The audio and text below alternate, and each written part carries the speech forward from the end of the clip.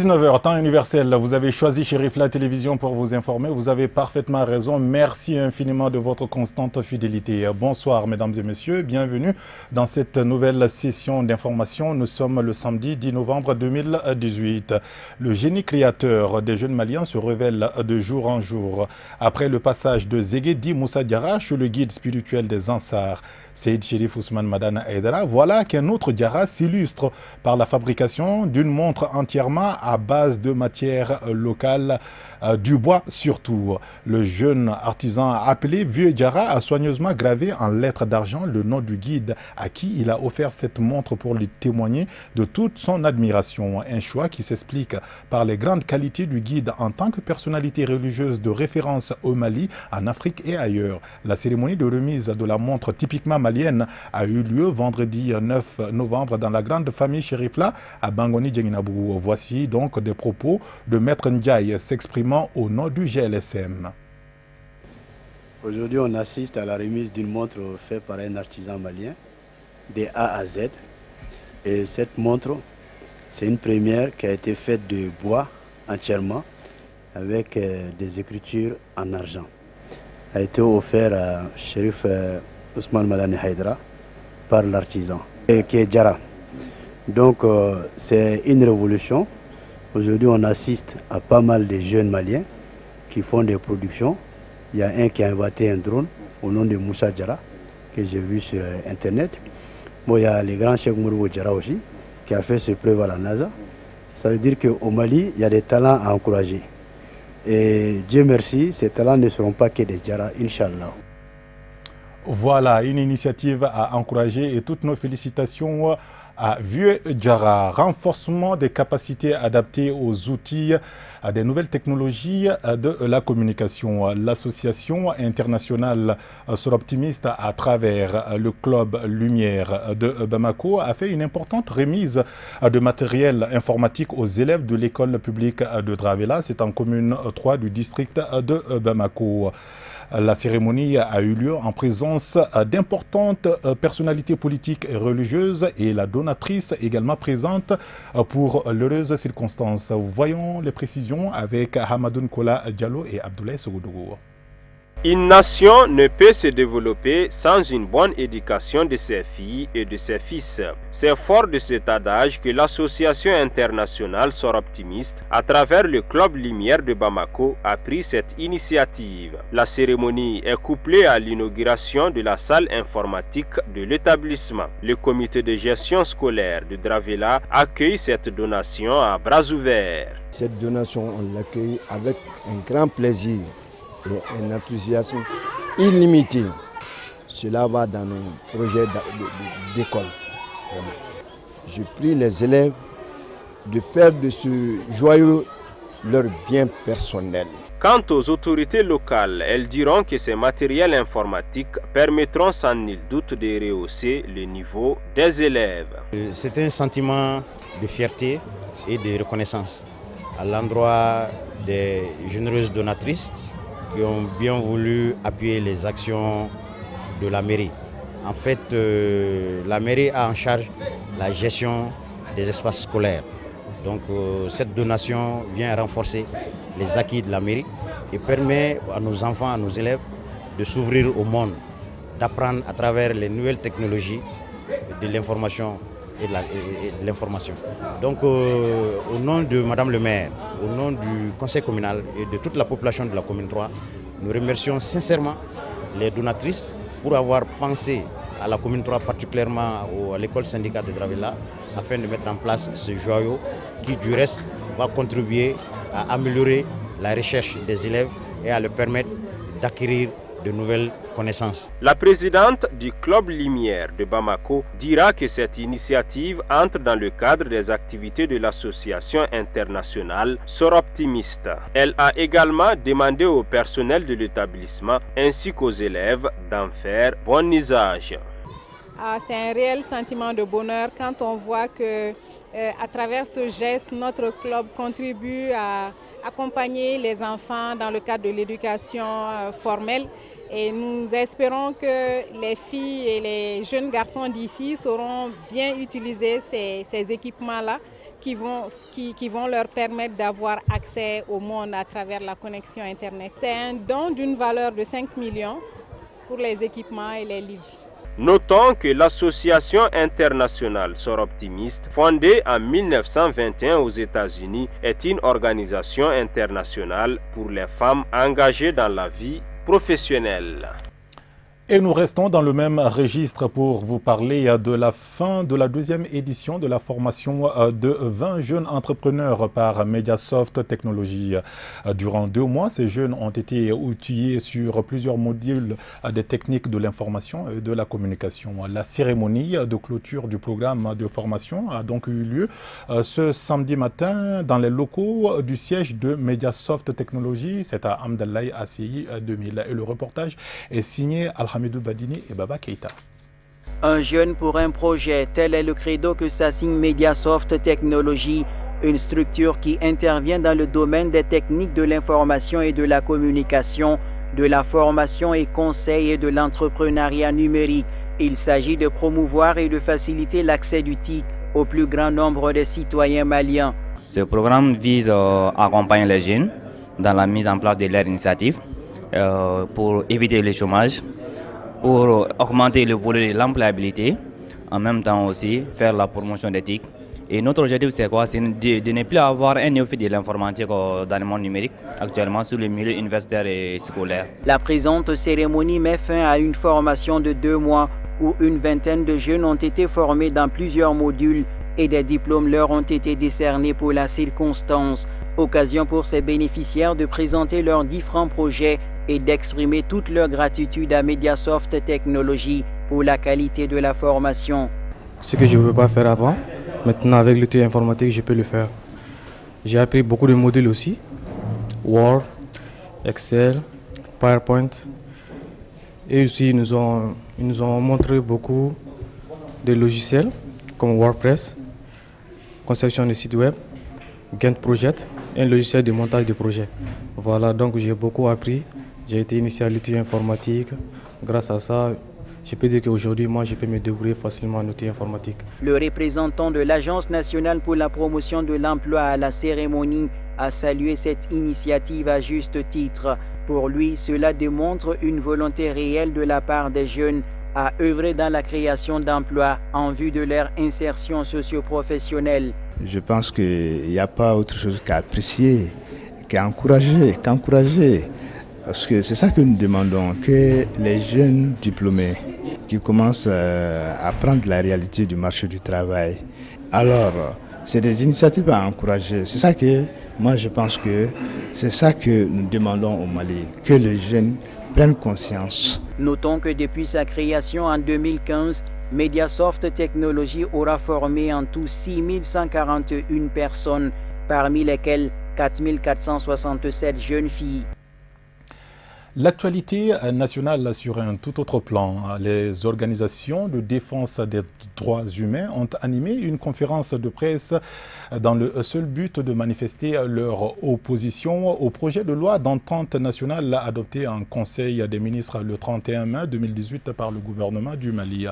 Selon les conférenciers, le dit projet de loi recèle de nombreuses et importantes faiblesses quant au respect des droits des victimes de la crise au Mali. Ils estiment par ailleurs que le gouvernement doit faire une rélecture avant même de proposer son adoption par l'Assemblée nationale. Voyons plus de précisions avec Abdul Karim Sako et Baba Keita.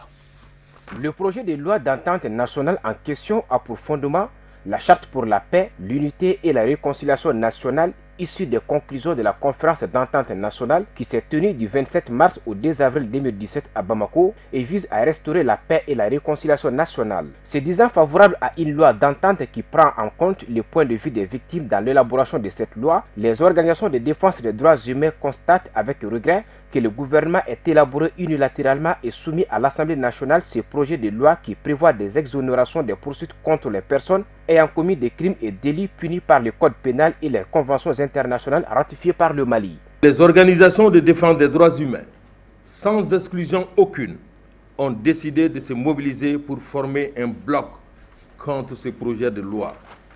Nous ne voulons pas nous limiter à cette conférence de presse, bien au contraire.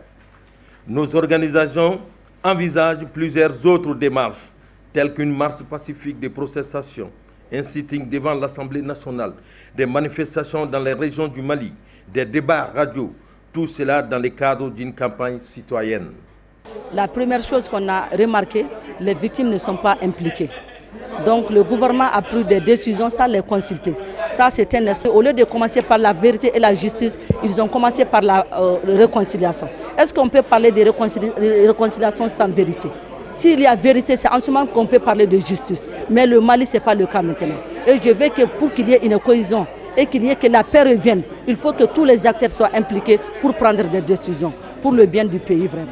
Pour les organisations de défense des droits humains, la mise en œuvre de ce projet de loi par le gouvernement signifierait une promotion de la culture de l'impunité en République du Mali. Soumis à l'Assemblée nationale par le gouvernement, les débats pour l'adoption de ce projet de loi d'entente nationale sont prévus le 13 décembre 2018 et les organisations de défense des droits humains qui n'écartent pas l'organisation des marches à Bamako et dans les régions se disent mobilisées et le resteront jusqu'au bout.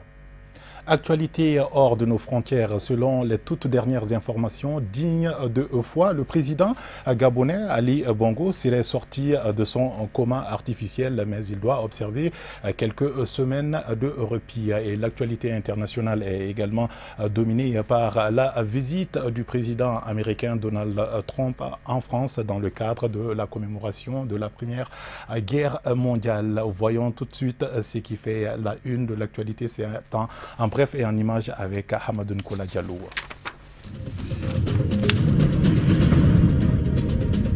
Selon le Confidentiel, la lettre du continent, le président gabonais, victime d'un accident vasculaire cérébral le 24 octobre dernier, serait sorti depuis jeudi du coma artificiel dans lequel l'avaient plongé les médecins de l'hôpital King Faisal de Riyad en Arabie Saoudite. Le chef de l'État gabonais devra rester en convalescence pendant plusieurs mois, ce qui devrait de facto l'éloigner des affaires et du Gabon plongé dans l'incertitude. Le président gabonais, âgé de 59 ans, avait été admis en urgence le 26 octobre, King Faisal spécialiste hospital et recherche centre de Riyad pour un AVC. La perspective d'une longue convalescence alimente le suspense et l'incertitude au Gabon qui pourrait non seulement voir l'économie fragilisée, mais également rouvrir les plaies de la crise politique dans un Gabon fragmenté et en proie à une crise économique.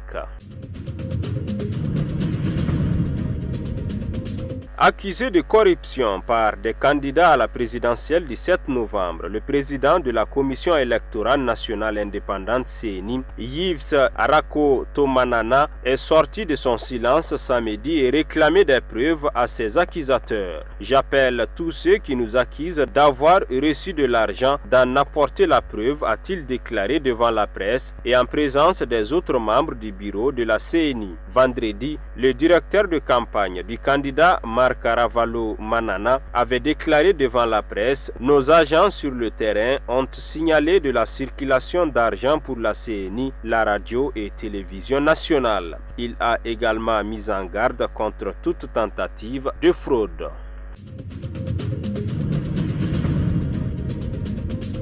Environ 20 personnes ont été tuées et plus de 40 blessées vendredi dans l'explosion de 2 voitures piégées placées par les islamistes Shebab et d'un kamikaze près d'un hôtel très fréquenté de Mogadiscio, la capitale de la Somalie. Selon des sources sécuritaires et des témoins, 2 voitures piégées ont explosé à proximité de l'hôtel Sahafi où ont l'habitude de séjourner des responsables politiques somaliens. Un kamikaze a ensuite actionné son gilet explosif sur les mêmes lieux et des hommes armés ont tenté de pénétrer dans l'hôtel.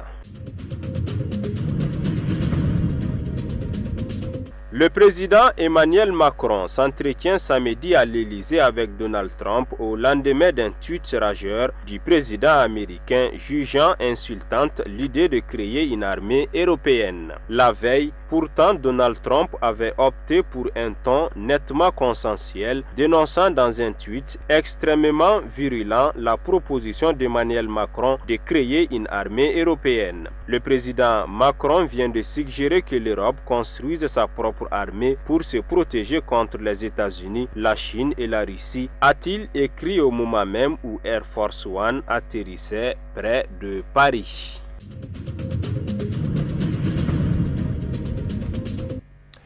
Et un mot de sport avant de refermer cette session d'information sur Chérifla Télévision. 5e journée des phases éliminatoires de la Coupe d'Afrique des Nations de football Cameroun 2019. Le sélectionneur national des Aigles du Mali, M. Magasuba, a dévoilé sa liste de 23 joueurs qui devront affronter les Panthers du Gabon le 17 novembre prochain au stade de l'Amitié de Libreville. Pas vraiment de changement selon les infos de notre reporter sportif Youssouf Koulibaly. Il est avec Draman Malé suivant.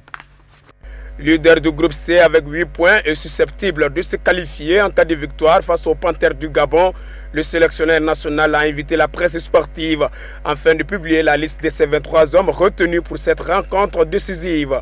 La configuration de cette liste n'a pas connu de réelle mutation. La grande nouveauté est bien entendu la présence de Massadio Haïdra, âgé de 25 ans, l'ex-international espoir français qui évolue au Racing Club de Lens. Autre constat est le retour du jeune latéral gauche Cheikh Keita de Pen en Belgique, Bakay Dibassi d'Amiens en France, Moussa Doumia du stade de Reims et de l'attaquant Adama Nyan. Cependant, on note l'absence du gardien Oumar Sissoko, le défenseur Charles Traoré et le capitaine Mola Wagué. Quoi que l'on dise, c'est une nouvelle équipe.